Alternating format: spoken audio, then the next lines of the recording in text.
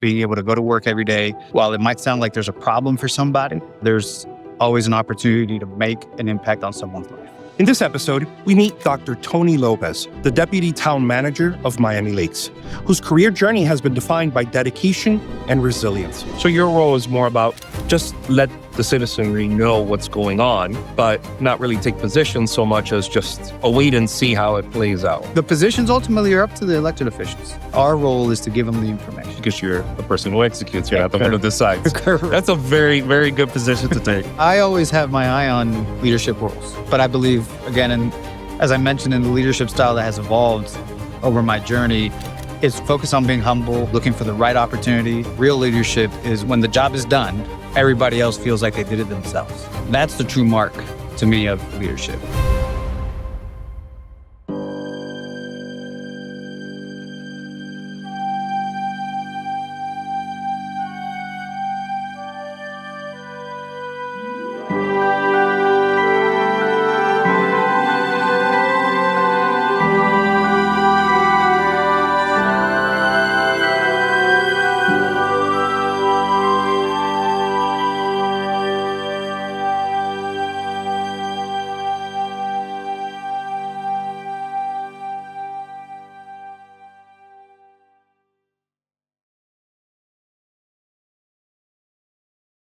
Leadership is about growth, both personal and professional, and the ability to turn challenges into opportunities.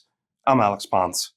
In this episode, we meet Dr. Tony Lopez, the Deputy Town Manager of Miami Lakes, whose career journey has been defined by dedication and resilience. From his early days in parks management to leading large-scale community projects, Dr. Lopez exemplifies what it means to rise through the ranks with professionalism, vision, and heart. His story is a testament to perseverance and the power of giving back. Well, Dr. Tony Lopez, thank you so much for joining us today. How are you? Good. How are you? So far, so good. All right. No complaints. It's Miami, so the weather always helps. Let's dive right in. You are the Deputy Town Manager for the town of Miami Lakes. Tell me what that is. What exactly do you do, and how do you have the passion to continue in that capacity? Because you're the person everyone goes to when something's wrong, when something's right, when something wants to get done, when something needs to get stopped. Everything usually goes through you. Yeah, so basically in my role, I oversee the day-to-day operations of several town departments. I oversee departments such as the police department, parks and recreation, our public works department, our communications and community affairs department, and our building and zoning department and code compliance. And we also have our IT and innovation department. So that's another, those are all kind of the general duties that I oversee. Mm-hmm. And it is really a job that involves serving the public. And, you know, what motivates me on a day-to-day basis is the continuous public-facing component, being able to work with these departments. Mm-hmm. And I'll tell you, great professionals. All my department heads are amazing professionals, have a great team. We also have great leadership with our town manager and our elected officials as well, to be able to make an impact on a day-to-day basis. Mm-hmm. And in my role, I get to, you know, whether it's a stormwater project or a park development project, be able to have a hand in making a difference in the quality of life for people. That's really what drives me on a day-to-day basis, being able to go to work every day. While it might sound like there's a problem for somebody, there's always an opportunity to make an impact on someone's life. Right. Town managers, almost like a general manager for the county or the city or mm-hmm.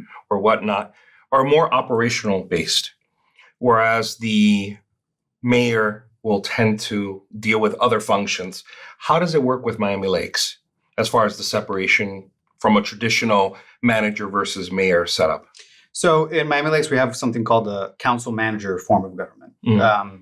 In which, in essence, the council handles policy. Mm-hmm. and oversight of the policy on behalf of the town and making policy decisions. As a manager, we're mainly responsible for the administrative and day-to-day operations. That is the charge to carry out the policies, the vision, the directives that the elected officials set and move forward. Our role as managers are to be able to facilitate that and ensure that we deliver whatever the elected officials' vision is.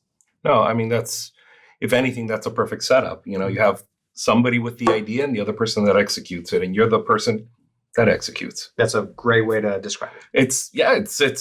It's a great mission statement, because when the mission statement gets too complicated, that's when things start going awry. And so because your mandate is so clear, just get it done. It makes your life, I would assume, a little easier. For a considerable amount of time, you've worked with Miami Lakes. You've been in so many different roles going up the ranks. And I wanted to go back to the beginning, to when you first started with Miami Lakes.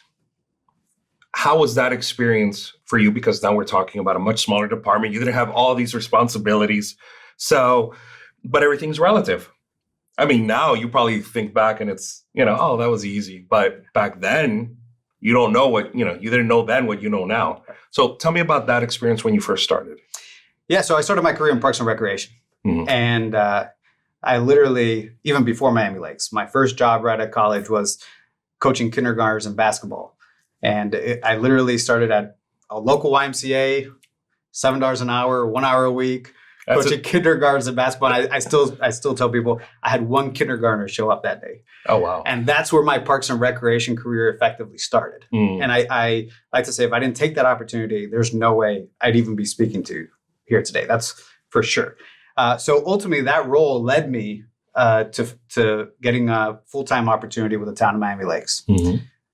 And this was over 20 years ago. But little did I know, I was still fresh out of college, that it was a startup. The community incorporated in 2000. I came on board in 2004. Right. And I was the 7th employee hired by the city. Really? Ever. And I was the first Parks and Recreation employee. And it was a situation that I get there, I'm still pretty fresh out of college and still with a lot to learn, and had, while it was a really big challenge, but a really big opportunity to, in essence, create a Parks and Recreation department from scratch. Well, that's good, because then you didn't have any legacy issues. Correct. So I was able to put my hand and put that stamp really early on, and grew with the city as it grew up. Right. So really had a big part in that day-to-day development and oversight of that Parks Department, which eventually evolved to me growing into a chief operating officer role and now the deputy town manager over a 20-year span. While you were there at the beginning with such a small department, I mean, everything was just beginning. It's like a startup. How did you deal with leadership? I mean, what did leadership look like back then? Because I can't imagine it was. I would think it's like a team at that point, more than a organization. It's just a team of individuals. Yeah, we had to do everything ourselves. And while you'll see a city that has multiple departments, right. Your finance part, your procurement, we all had to do everything together, trying to, in essence, taking assets and land that was owned by the county and transferring it now to local control and being able to deliver on the improvements that the elected officials wanted at that time. Okay. So a lot of it was kind of a hard knocks type situation. There was a lot of obstacles and in that transition process that we had to work through. But it was also really an amazing opportunity to learn so much and having your hands on so many things and experiencing so many things. Leadership, in essence, allowed for that growth and kind of the evolution of our elected officials and their vision and the strategic planning around that. You're starting from scratch. Where do you want to be in the next 10 years? Where do you want to be in the next 20 years? I mean, these were pivotal decisions that have basically led to where the community is today. How has the town grown from when you started with it till now? Has it doubled? Has it quadrupled? Because it's Miami. I mean, things change so quickly. Yeah. In terms of population, so Miami Lakes was actually a master plan community from the 1960s. So it was a planned growth. The housing stock was planned. The amount of units were planned. Who was it? I think it was Senator Graham. Or That's correct. His family. I think there was a dairy farm or something. His family is still very involved. Right. And they still are a predominant landowner in the community. So we work hand in hand with them on the future also in talking about what they're planning to do, right? Right. So our population has grown slightly since I started there. I wouldn't say it was a large difference. We're talking maybe 5,000 more people. Yeah, because the space doesn't really allow for growth Correct. per se. I mean, you could expand outward, but you can't But the town's vision has always basically its goal. It's always wanted to maintain that small town feel. Okay. So they've really tried to maintain that small town feel for the future and the development plans that they have. We've had some development in our town center area, some upward development. That's not necessarily typical, but we've allowed for that in our town center to allow for that economic growth and population growth and hopefully make Miami Lakes a place that everybody wants to eventually live, work, and play at. How has it grown? Well, I guess a better way of saying this is the commercial zone that was created in between, I want to say it's Crescent Circle. It's where there's some, I guess, apartments towards the end of the main street on the other side. It used to be cows. I mean, it used to be just a pasture while they were waiting for development. All of a sudden, they took it over. They put a whole bunch of stores and restaurants there. How has that helped facilitate having a sense of a town center? Because for decades, people would come for shulas. They'd come for, the Mother's Day brunch. They'd walk down the street and they'd get an ice cream. And people lived, I think, on the second floor. And there was a sense of a town center. How has that commercialization helped? Because there's really no other spaces to really develop. I mean, you're pretty much almost landlocked, Yeah. So, I mean, I think what we've seen is we've had ever since our town center developed from what was then the cow pastures over on Main Street, it's kind of a younger generation that's really come into the town center because you have so many amenities walking distance. We still have maintained that. We have a little bit of mixed use with some business at the bottom and some apartments up top. But stores, your supermarket is a couple blocks walking distance. Movie theater is still there. The shops are still there. The gym, the athletic club is still walking distance from our town center.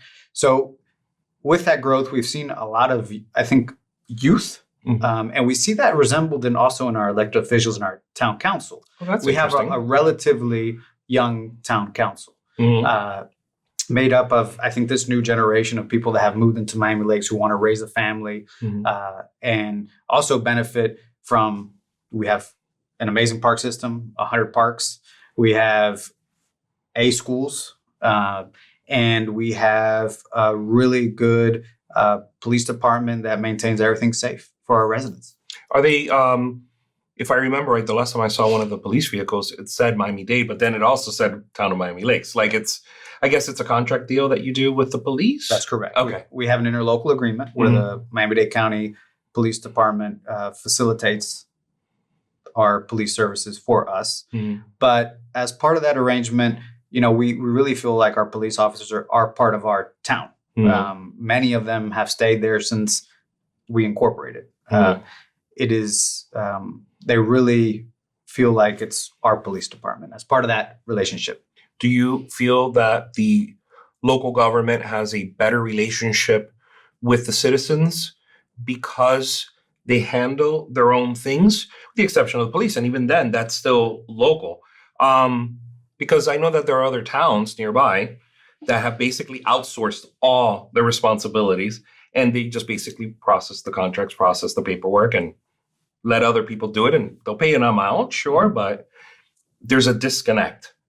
Do you feel that it makes a difference to Miami Lakes that you handle your own things? Well, Miami Lakes actually, that's the model it's built on. It's outsourcing for the most part. Okay. But we maintain I think a good balance. We have a team of about 40 employees. Okay. But we still outsource the majority of our day-to-day operations and services, such as maintenance of our roads and our landscaping,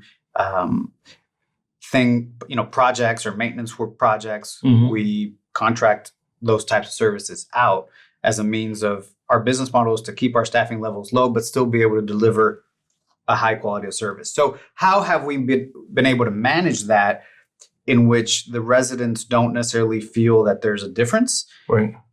One of the main ways is I really feel is developing a strong partnership with our vendors. When we have the opportunity, we try to put our town logo on their vehicles.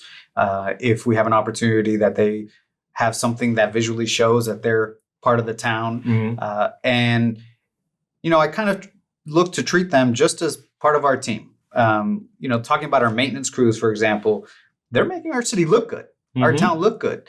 Regardless if they're a contractor or not, we still need to be able to work hand in hand and show appreciation for their efforts. So that's one of the ways that we've really been able to navigate that type of business model. No, and it's a very clever model because I've been a long-time resident. I couldn't even pick up on that.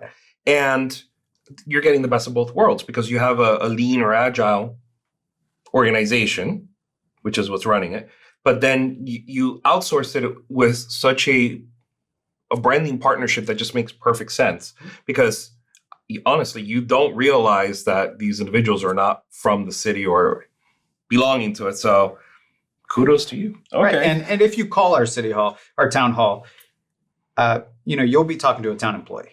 So that relationship, our town hall is right in town center. Well, that hasn't been outsourced, is what you mean. No, correct. Correct. So that customer service aspect, which is our number one priority. The public is our customer, and that is there available to them right in the town center district. You'll come into town hall, and we have employees that will be helping and facilitate whatever you need.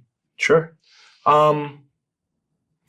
As you've risen in the ranks, you've picked up some direct reports. You've picked up some departments. I mean, you've really shot up to the top of the ladder.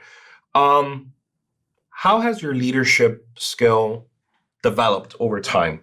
Because, you went for your master's and you were at the same organization, so you were able to maneuver for a long period of time. Most people bounce around every couple of years, but you actually made the one thing work so well that you've mastered that. So has your leadership skill developed because of that, because of the master's combination?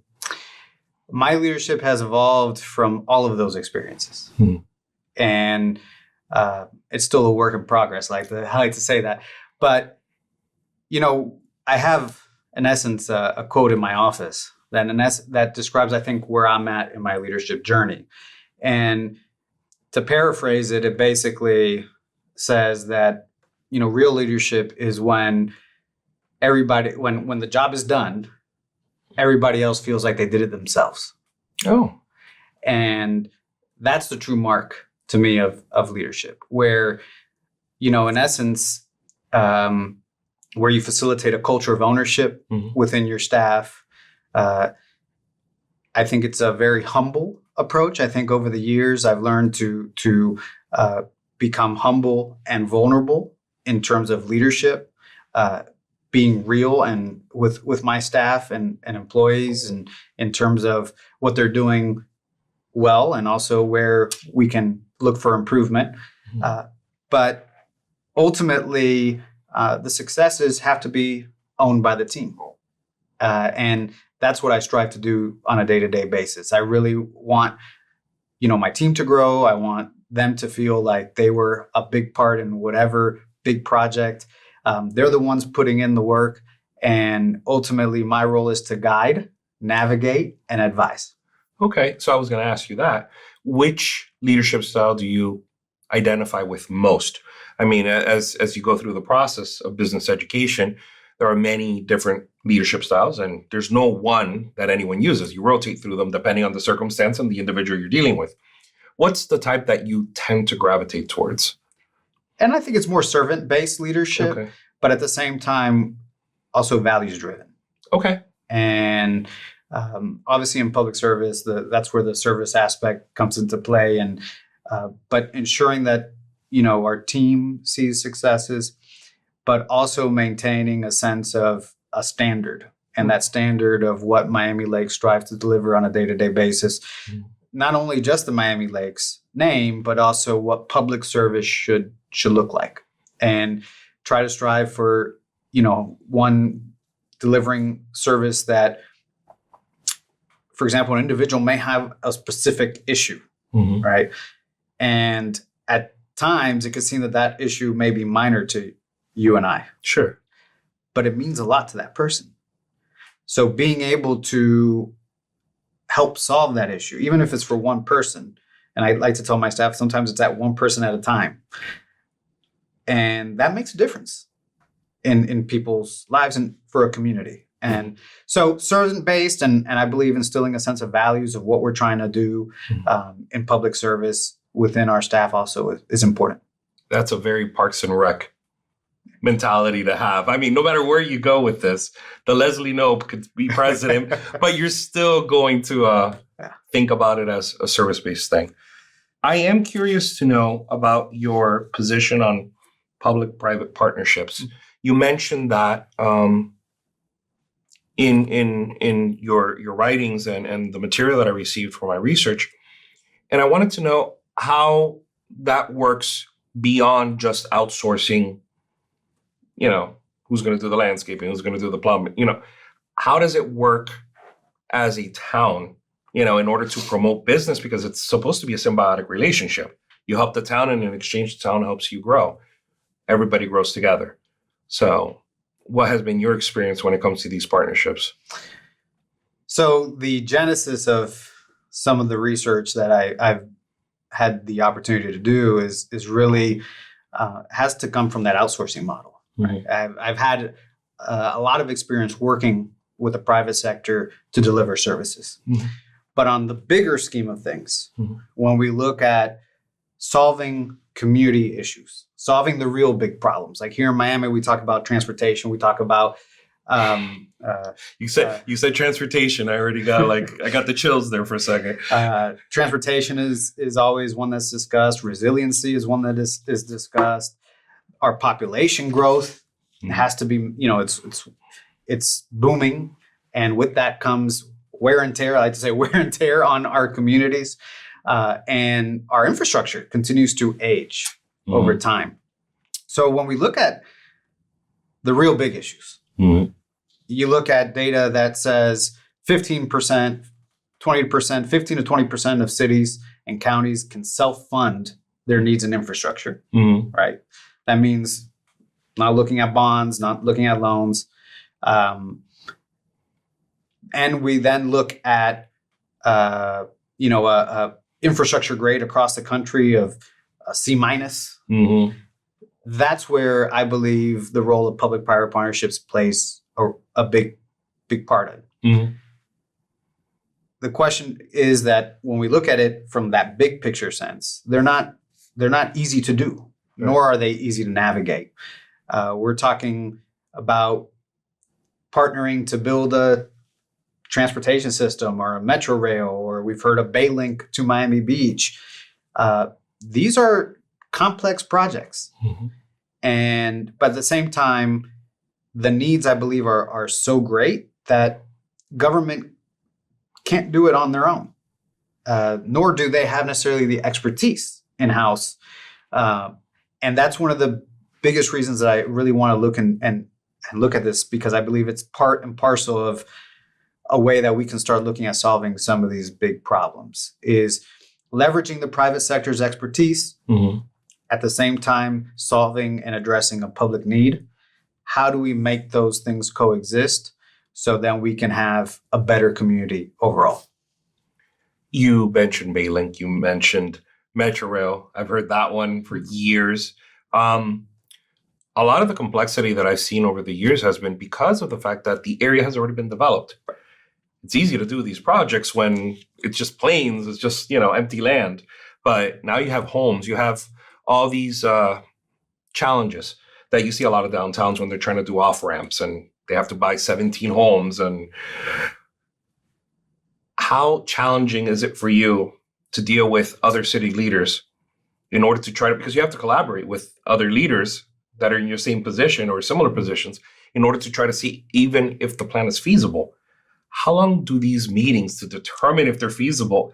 I can't even imagine what you have to go through in order to just, can we do this? Is this even possible?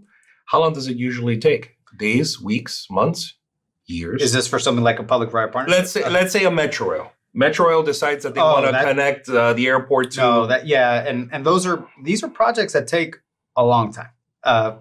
Not only, we can have all the plans in the world, right, and just the planning alone will take a good amount of time, years possibly, because just in the plan development phase, we can develop some great, amazing plans, but then you have to factor in community input. And what do people think about it? And is there the political wherewithal? Is there the economic wherewithal? These are all different elements that have to be considered. So that takes time. Then after that, once it's agreed upon, let's try to move on this plan. 3 or 4 years can go by. And then it's another discussion of what does it look like? And the money changes, the economics change, the economy changes. And the leaders change. Correct. So every leader is going to have different opinions on whatever was planned 3 to 4 years ago. So those are some of the aspects that come into play. But ultimately, when it comes down to actually delivering the project, there's a lot of elements that come into play. But more importantly, I think transparency is a big one. Okay. When we're dealing with the public, is being transparent about what the project is, what the project's going to cost. We have a public-private partnership happening for a new soccer stadium. Oh, wow. Okay. By the airport. Okay. That was a public-private partnership. Now that's being discussed for a new solid waste incinerator plant in Doral. That's a public-private partnership.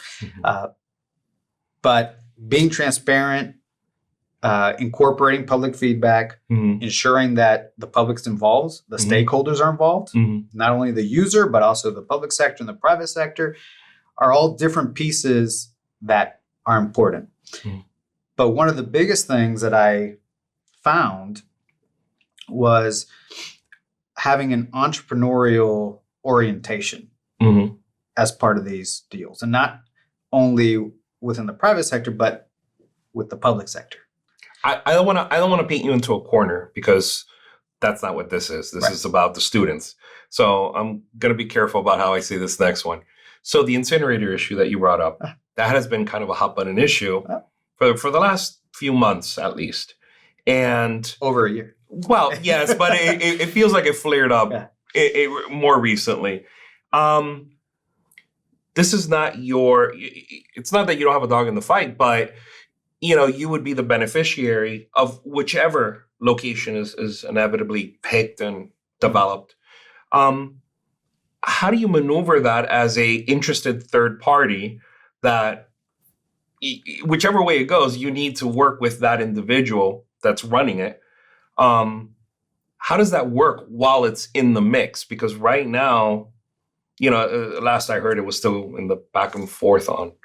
Yeah, I mean, from our community standpoint, obviously the most important part for our residents is where it's going to be. Will it have any impact to Miami Lakes? Right.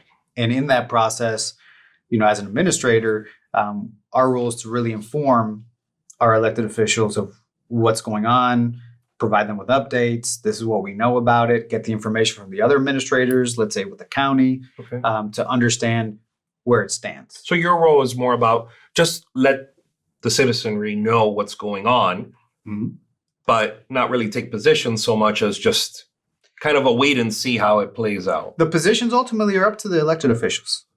Our role is to give them the information. Because you're the person who executes. You're not the one who decides. Correct. That's a very, very good position to take.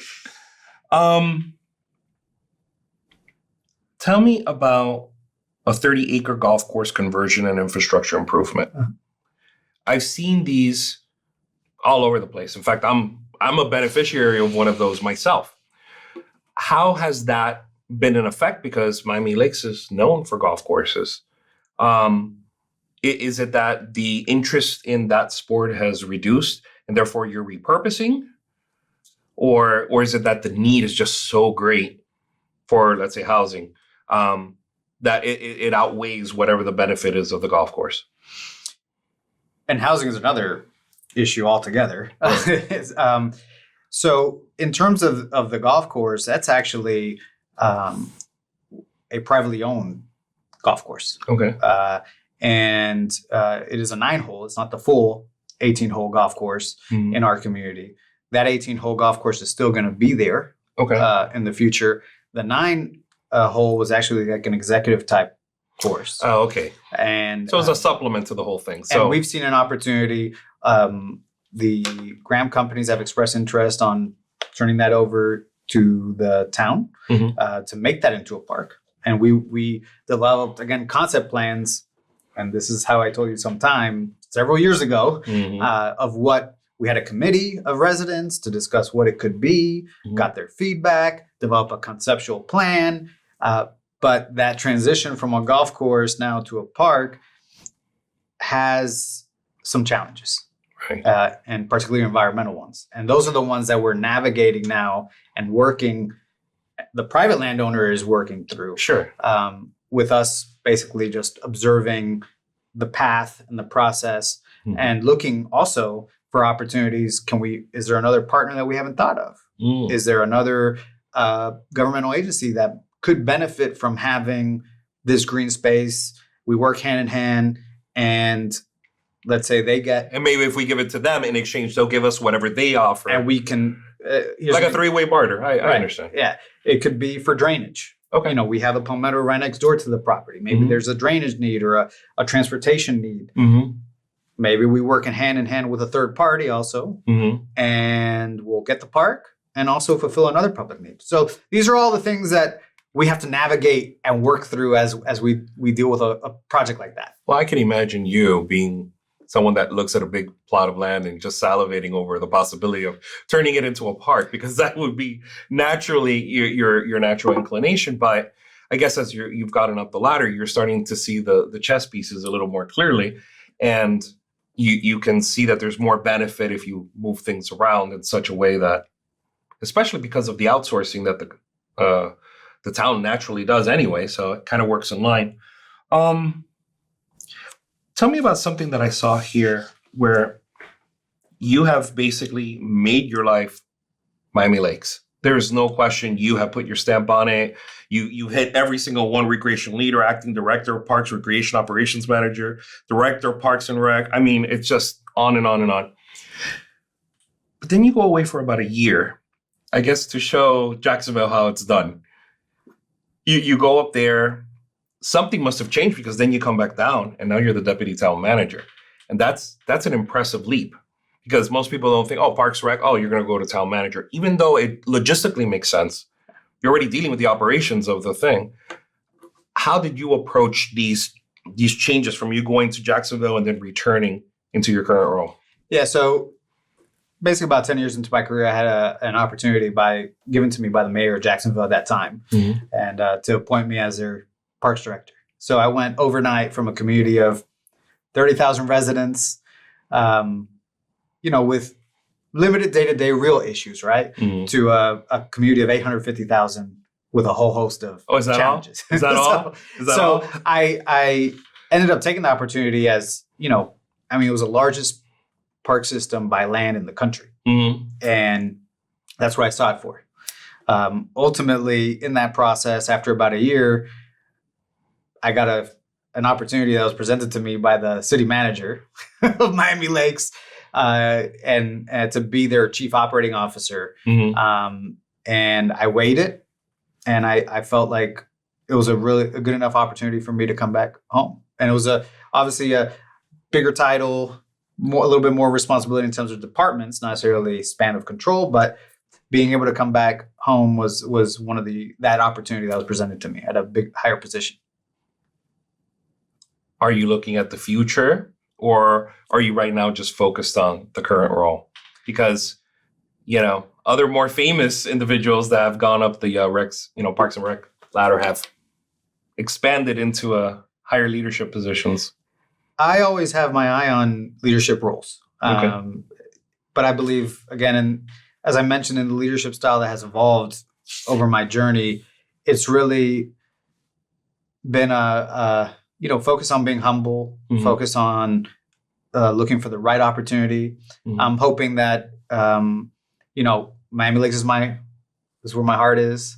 I enjoy being there. I have no real desire to make an immediate move or anything like that. But leadership, particularly in an area where I can make a positive impact on people, maintaining that servant leadership role, where effectuate change and can see people's lives improve. That's something I always have my eye on. Talking about improvement, let's talk about self-improvement. You earned your MBA. Well, your master's, Oh. right. And then from there, you moved on and you went for your doctorate in business administration. That's a big leap. Most people kind of stop at the master's. They don't, because it's enough that you know how the clock works, but now you want to know why the particular mechanisms work the way they do and how to maneuver them around. So explain that decision that you made to go for the doctorate. Yeah, I always had an eye on having a terminal degree at some point in my life, and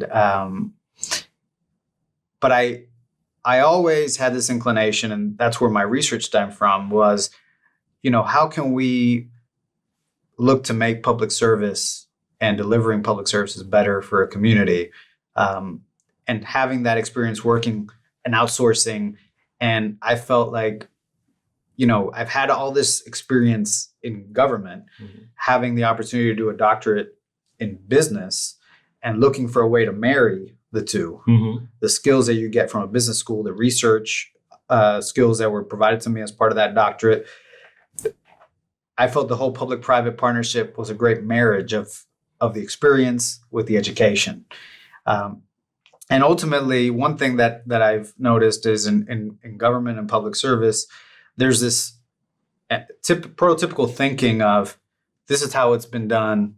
This is the way it's always been done, especially in legacy governments, where you've had people 30 years or 25 years in particular roles.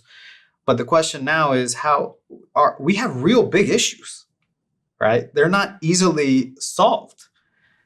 So how in the public sector, we have to have the opportunity to be able to think a little bit more creatively, have the freedom to think entrepreneurially, to be able to work with other agencies and develop partnerships. If we can't speak the same language as the private sector, how can we navigate a incinerator project in which the community doesn't feel like we're getting the bad end of the deal? Right. But that requires people in the government that have a certain skill set. And out of my research, having that entrepreneurial thought, being able to be innovative, proactive, how do we instill some of this into local government and having people think creatively about scenarios and solutions for people versus just saying, this is the way we've always done it. Let's keep doing it that way. Well, I mean, it's interesting because your organization is very agile. I could see why the benefit of continuing to see it as a corporate entity, if you will, even though the product is good service. Obviously, it's benefited from your growth because just as your roles have grown, so have you as an individual. So you've become a better contributor to the organization.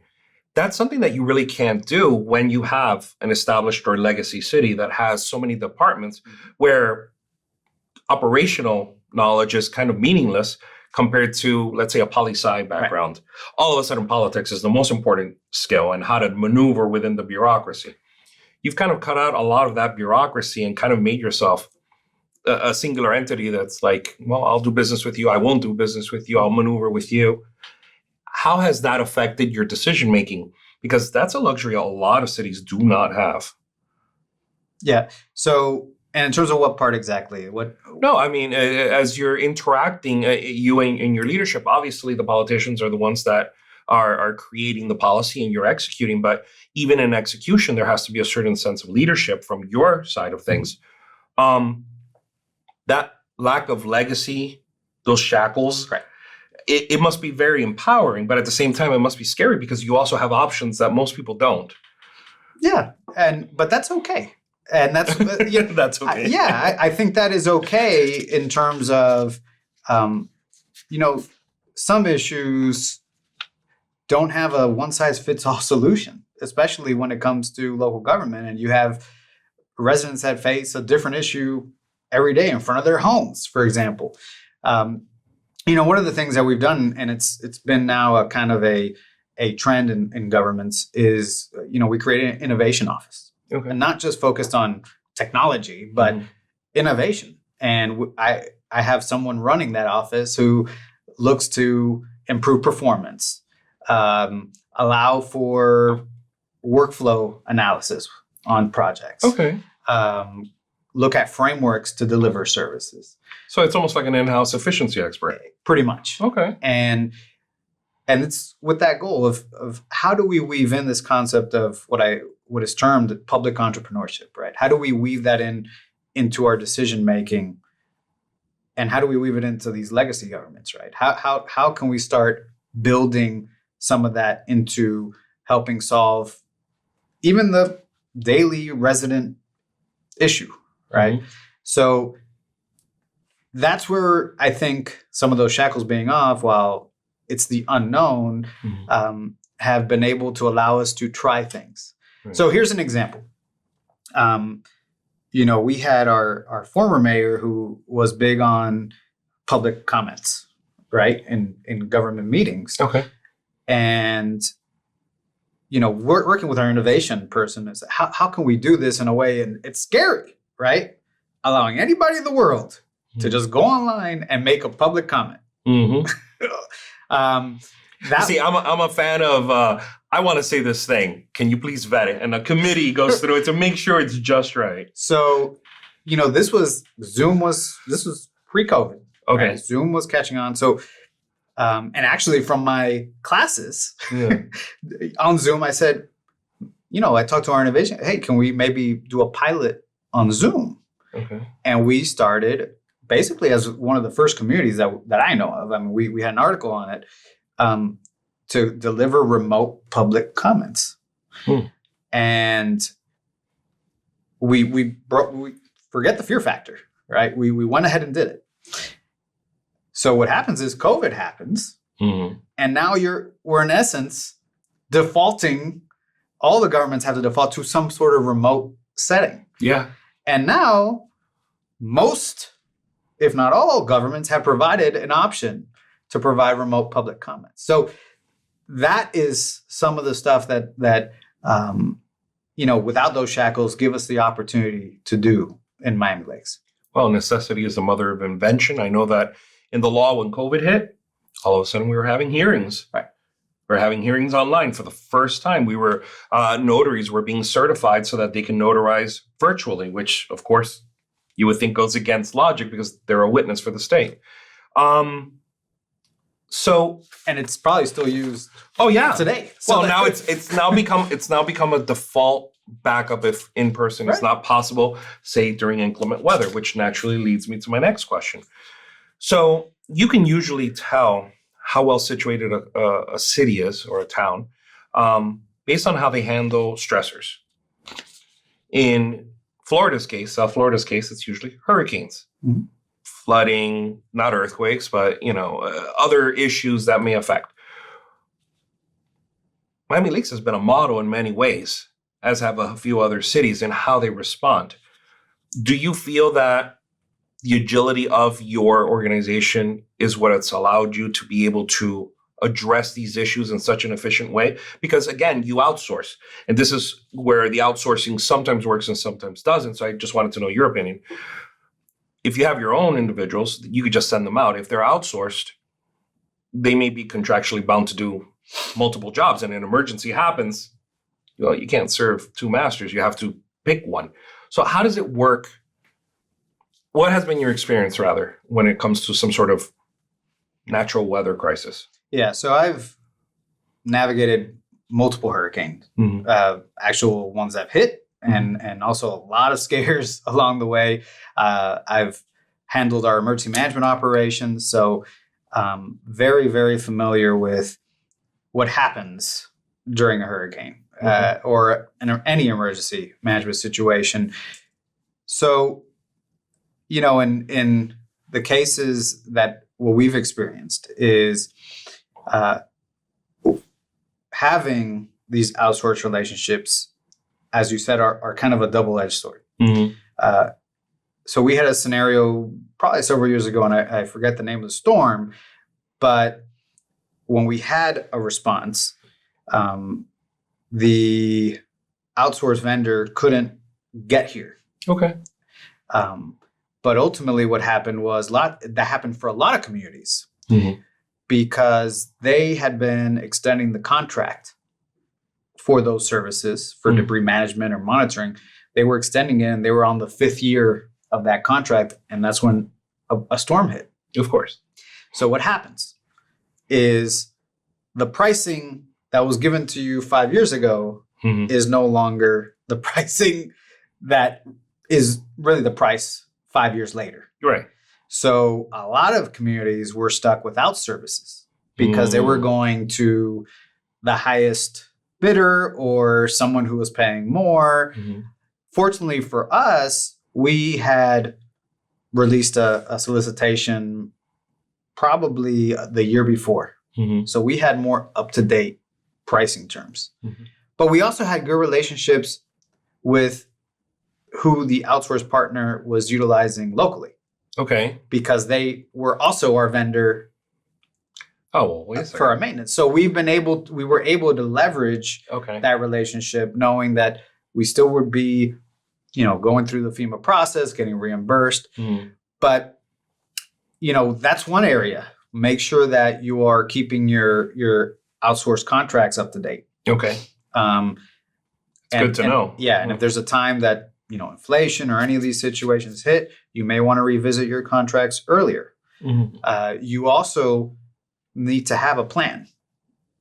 And that means a plan that you're looking at on an annual basis. Do we have access to all the needs? Are the pricing terms right?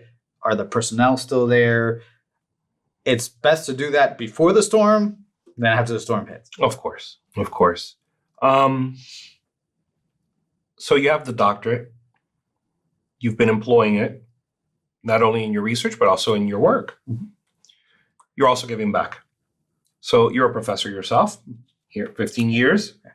So tell me about that, because it's sports management. And I don't know how the two connect unless it's a football match every time you go into these commission meetings. But tell me about that experience teaching for such a long time. That's impressive. Yeah, that really started for my career in Parks and Recreation. So they really wanted somebody who had, not necessarily the traditional sports background that came through a sports administration program, a sports management program. So I was able to provide this option to students that they may not have readily recognized, right? When you're going to sports management, most students are, I want to be an agent, I want to be a GM, I want to be working for a professional sports team. Sure. If not a professional sports team, they go down the line, collegiate sports team, something in sports, but Parks and Recreation isn't necessarily the first option that comes to mind. No, it does not. So, my message from that was, I am in essence, like you mentioned earlier, the general manager of a community. And back then I was general manager of a park system where I felt like I had a lot of the similar benefits, working with people. I actually had professional sports teams utilize our parks. I still had a lot of that training camps and whatnot. Hand in hand sports management experience. And I like to use data. And I would tell them, hey, how many professional sports teams are there? 30, whatever, for a particular league. Well, there's 34 cities in Miami-Dade County alone that need Parks and Recreation directors. And they, they're professionals. They're not necessarily just always running summer camps. They're they're building parks, and in some cases, bigger cities building stadiums, building large multi-complex facilities. I mean, that is a career in itself. So the main purpose why I was brought on was to really give that option to students that they may not have said, oh, that's not my first choice, but it's pretty similar. There's some connection there. Well, as I see Miami Lakes growing, I see the inevitability of going vertical. Because you could only maintain the policy of not going above 1 or 2 or 3 stories for so long before the population is just, bursting at the seams. But then it brings up another issue, which is something that you see in Brickell very evidently. Oh yeah, we'll go vertical, but there's no infrastructure. The roads are still only 2 lanes each way.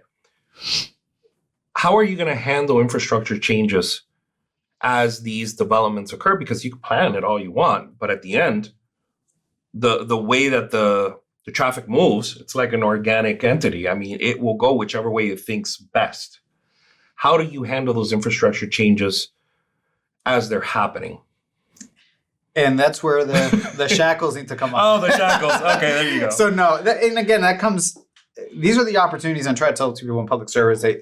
Even if you're in the business sector, private sector, you might not think the public sector is all that exciting or is very bureaucratic, but that situation you just mentioned requires having some level of entrepreneurial thought and forecasting. I mean, right? To me, it sounds like a business opportunity. It's right. So we have to be able to navigate that growth. And that may mean looking at, for example, our local schools might have land that they use for PE. Do we have an opportunity to partner with them to do a park? Okay. To be able to still provide that park service when that area is not in use. We have already an arrangement like that. When we talk about transportation growth, that one's going to be a tricky situation all across Miami-Dade. Yeah. But how then do we bring the jobs to Miami Lakes? How do we then keep people so the traffic is contained, or they have alternatives to not just use their car? We have a freebie service. They might be able to walk to work. That is part and parcel of that design of they call it transit-oriented planning or transit-oriented design. That's why you see several high-rises being built around the Metro Rail. So this concept of you're right next to a transportation option, hopefully you can tie that to your job, or people will look for jobs that are tied to that to be able to get from point A to point B without having to navigate big traffic gridlock. But these are all things that sound good and as a plan could potentially work. But you also have a culture that how do you evolve as a culture to be able to then say, yeah, I'll take a transportation option versus getting in my car or choosing to take a bike instead of taking my car. But then you have to provide those opportunities for people. Well, that's where it goes backwards, because we start with public transportation, then we get into individualistic, cars and whatnot. And now there's like a trend to go, well, it's been around for the last 15, 20 years, but a trend to go back to these public transportation methods down here in South Florida, where we're not accustomed anymore to using them with any great use. I mean, trolley systems. I think Miami Lakes has. We have a freebie. Right. And down in Miami, near Jackson Hospital, they have that entire system that connects with Coral Gables. So do you foresee a situation where that'll be amplified in order to alleviate? Because you can't create more roads. Correct. Cars aren't flying around. So there's only so many options that are remaining. Yeah. That's really the future of a lot of the growth in Miami is vertical and trying to tie them to transit. Some sort of transit options. Those are all different ways to look at it. We're constantly looking. Another thing is, and I know we're talking a lot about transportation, but, there's sometimes the solutions could be as simple as ensuring that all the lights are timed properly, right? The traffic lights. Yeah. Synchronizing them. So innovation even within the simplest things. Correct. Okay. Correct. And that's actually something that we've done also in Miami Lakes is, we have a police chief who we call a traffic whisperer. And he's been able over time monitoring the traffic flows, and because sometimes it's a localized issue and the county's operates all of our traffic lights across the county. They may be in tune to certain areas that are county regional type issues, Sure. but what's happening in one community, they may not be necessarily hyper focused on. No, but it makes perfect sense. I mean, I've seen those cameras that get applied and they're using special software to determine if someone's in the lane. And if no one's in the lane, why bother turning on the light? Just keep going the other way. You're balancing a lot of roles, government, teaching. I'm sure you do consulting. Maybe you get a phone call from someone saying, help, my park and recreation department needs help. How do you manage a schedule as busy as yours? Because that's a problem that I hear all the time management. I mean, how do you balance it all? Yeah, I like to say I live and die by my calendar, but it's, I've always had this philosophy of if an opportunity is presented to you that you like, try your best to do it. When students ask me, I have this job and I got this internship opportunity, and I tell them, have you considered trying to do both? And some of them look at me with a face like, but, sometimes you never know which one of those opportunities might be the opportunity that takes you places. Sure. Right? So in this case, for me, if I have the time, I try to ensure that, I don't let time kind of lead my life. I try to lead the time. Okay. In my life. You like to control it. Okay. And try to manage it as much as I can. Mm-hmm. But, it's saying no to things that obviously can be impactful. But a lot of times if there's an opportunity and I can try to make it happen, especially, right now, giving back to, I do a lot of speaking for Parks and Recreation. And I do that to give back, just to give back to the profession that helped me develop along the way. I try to do it, whether it be here or somewhere else. I try to make that time happen. And just like I'm here with you today, you're giving us your time. Yes. It's really not just making the most of opportunities that are presented. Talk to me as we start wrapping up about the sacrifices, because no one's born a CEO. You don't, you're not a baby and you have a little hat saying you're in charge. What are the sacrifices that you would advise our watchers have most affected you, that are things or pitfalls that should be watched out for? I've had individuals tell me how they've unfortunately gotten into drug addiction, alcoholism. They're on their fourth wife. They're, it's the sacrifices that people make in order to accomplish what they're trying to accomplish. And it's, I've come to learn that you can't do it all. You could do something really well at the expense of something else. It's always a shuffle game. How has life affected you in that sense? I like to say the career picture sounds great and the journey has sounded great, but there's been ups and downs. And, but I think it's kind of how I have been able to respond to a lot of those ups and downs. Respond to, let's say, failures or anything like that. Really developed kind of a bounce back resilience mentality, in which, one of my former assistant always used to say, "This too shall pass." And so it's been, I really dedicated a big chunk of my career early on. It was work. Okay. Life was second. It was, for the first 3 years of my career, I was invested in Miami Lakes every single day and night. And ultimately, at the expense of a social life? Yeah, everything. Everything. Like no family, no friend. Like it was work. It was, very hyper focused. Okay. And then, something hit me that I got to take time for myself and focus on my health. I think health is an important one. Focus on family. All of these aspects that are needed. And ultimately, I talk a lot about, creating community and working in a community, but also what about my own personal community Right. and building that. Hmm. So, in those ups and downs, I think being able to have a resilience mentality to deal with those, but also now more so taking time to focus on my own community and building that. And, I think that's what I've learned along the way. Mhm. And I think it's been, that time management aspect has been crucial, but also allowing myself the freedom of, something that may not have gone resolved immediately, because I like to resolve things immediately if I Okay. can. That's a great treat to have in our public. It will officers. be there. It will be there, Yeah. and it can be dealt with tomorrow. And also, when you work with others, you also learn from them because you see. I've had multiple supervisors and mentors that I've been able to see how do they do it. Okay. So, if you're having trouble with that as an individual, look inside your own community Mhm. for people who are doing that or that you think are doing it well, and see what they're doing. Interesting. Well, I think with that is a perfect end point for this segment.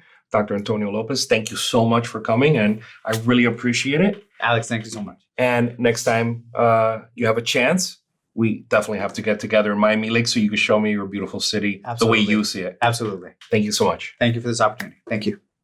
Great leaders grow with their communities, shaping the places we call home. Take the time to invest in your community, build strong connections, and lead with heart. This episode is dedicated to the visionaries who work tirelessly to make our world a better place. I'm Alex Ponce. See you next time.